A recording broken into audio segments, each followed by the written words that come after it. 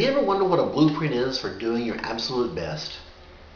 There's a Latin maxim that says, if there's anything left I know how to do, my job is not done.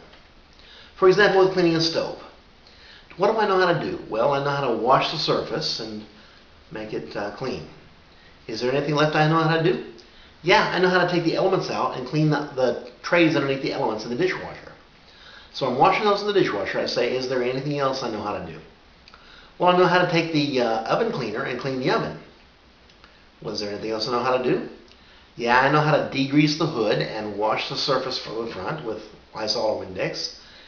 Is there anything else I know how to do? Well, after I've done all of that, I know how to take the adjustment knobs off and clean them with Windex or Lysol. And then I ask myself, is there anything else I know how to do? Well, I know how to take each one and wash them with water and then dry them so that static doesn't let dust adhere. Well, after I've done all of that, is there anything else I know how to do? No. My job is done. There's nothing else I know how to do better. That is my best. If someone comes along who knows a trick that I don't know, they might be able to do better, but that at this time would be my best. Once you've led in this way, you find out that you work yourself very hard and you learn to pace yourself and give yourself breaks so that you don't become exhausted or overwork yourself. Once you've done that, you're prepared to be a manager. Suppose you're in a computer room. You say, I've got 2 employees. I ask one guy, what do you know how to do? He says, well, I know how to do reports. Okay, well, go do the reports. You tell the other guy, what do you know how to do? He says, I know how to inventory the paper. So you say, okay, do that. And then you start running your computer programs in the order. And pretty soon the guy comes back who's done reports. He says, yes, boss, what else? What's next? He says, what else? And you say, well, what else do you know how to do? He says, well, I know how to clean the tape drive. You say, okay, we'll clean the tape drive.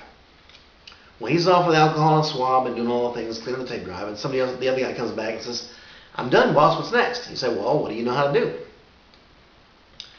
He says, well, I know how to stock the paper room. So the guy says, okay, well, go stock it full of paper and come back when you're finished. The first guy comes back and says, you say, well, what else do you know how to do? He says, well, I know how to clean the tapes. And you do the one thing and the other thing, and you keep them going, but you remember, you've got to give them breaks now and then. Don't overwork them. And if somebody lazy comes along and doesn't want to work, you say, well, I'm going to show you something new you're going to learn how to do today. You are going to learn how to break down this stack of reports. And then thereafter, every day he can do that. Or do data entry or remote job entry or something like that. And as each one goes along, you say, when you've done everything you know how to do, your job is done. Well, if there's some particular task, like doing laundry that comes up weekly, but your job is a monthly job and you can't get it all done in a week, you may need to delegate laundry to someone. Or that job that's a repeating job. And so that in the end you can do everything you know how to do. Also, if you divide your area up into 9 areas of responsibility, like a tic-tac-toe grid, every day you make a point of visiting, looking in on every area of responsibility, as if you were putting a grain of sand in the corner there. Hewlett and Packard wrote a book, I can't remember the name of it. They called it Walking Around Management.